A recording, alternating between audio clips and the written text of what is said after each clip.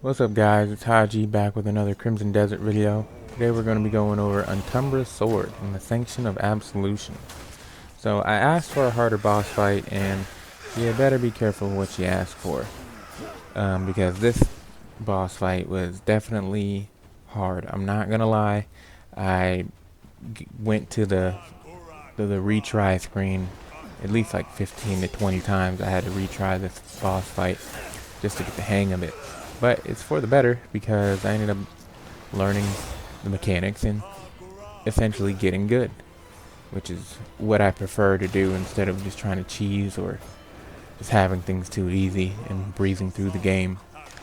So the best situation that I found is you're gonna have to have the focus dodge ability, and it's a little bit different than what I was expecting coming from like a Dark Souls type game.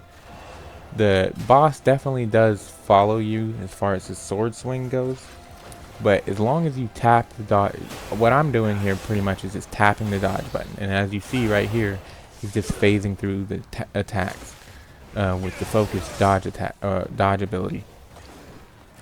He's not actually going to be rolling all the time, which is actually better because it keeps you engaged in the fight more.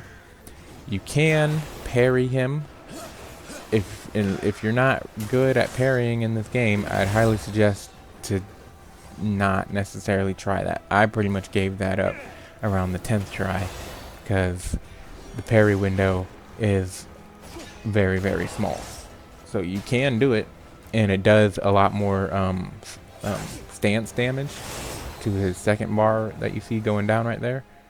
But for the most part, just doing the focus dodge and chipping away at his health, doing 2 or 3 attacks, he's going to phase away himself, and then just find another opening.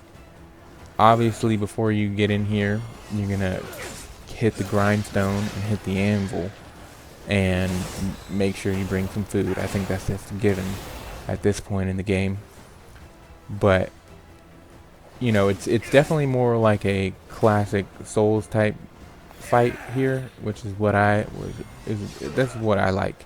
And there's no, like in the previous boss fight with Cassius, you can grab a pillar or something that was in the arena and do some major damage to his health. This is going to be a classic sword fight, and it's really going to test your ability as to whether or not you can really progress further in the game, because this is an optional boss fight, but I can only guess that the main storyline boss fights are going to end up getting as hard as him.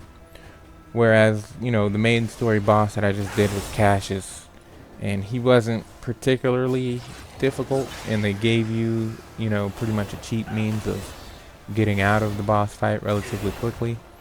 Which, you know, there's a fine line between making things too easy, making things too hard, and giving the, like, you know, the devs have been really responsive as far as the community's complaints go, and a lot of people are worried about nerfing bosses too much and just going too far the other way, where, you know, there's definitely not too much, there's really no hand holding in this game at all. Like, the game does not hold your hand.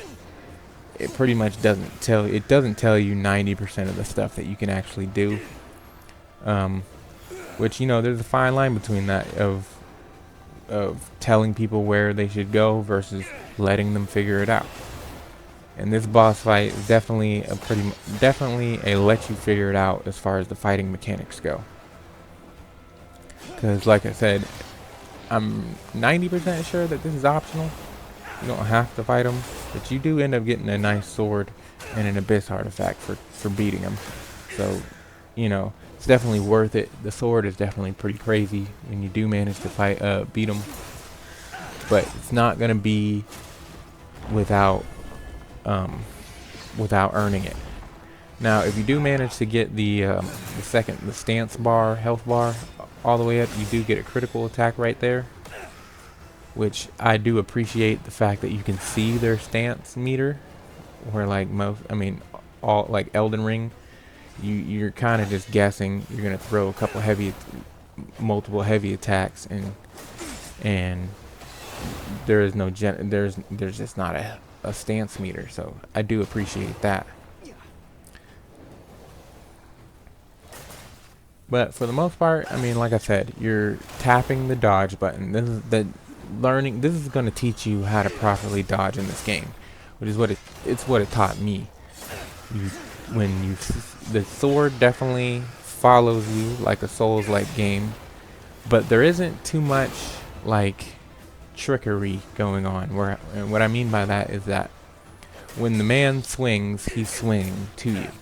There's definitely fights in Elden Ring like Morgott where he's sitting there holding his blade up for like 3 seconds and you're like, I don't know when to actually dodge.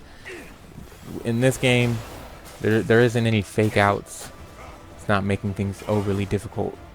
You know, when the man swings at you, when he's swinging at you, and as soon as you see the sword coming towards you, you tap the dodge button with the focus dodge ability, and your character is going to phase out the way and do what he's supposed to do. So, I mean, that was the fight. As you see, we got the Abyss artifact has been obtained, and you're going to get the sword here in a second. It takes a second for the cutscene to come through.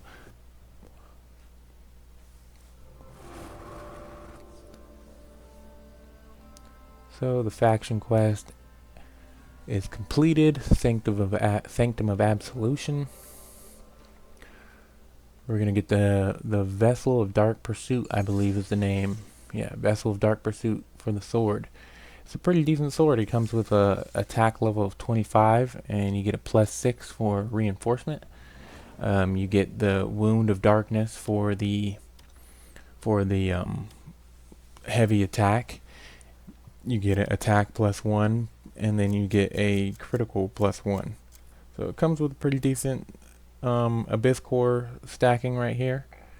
You know, it's only upgraded to level 4, which I appreciate in regards to you definitely gonna have some room to grow with this sword and keep on using it in the future. And this is pretty much it. Like, comment, and subscribe, and I'll see you on the next one.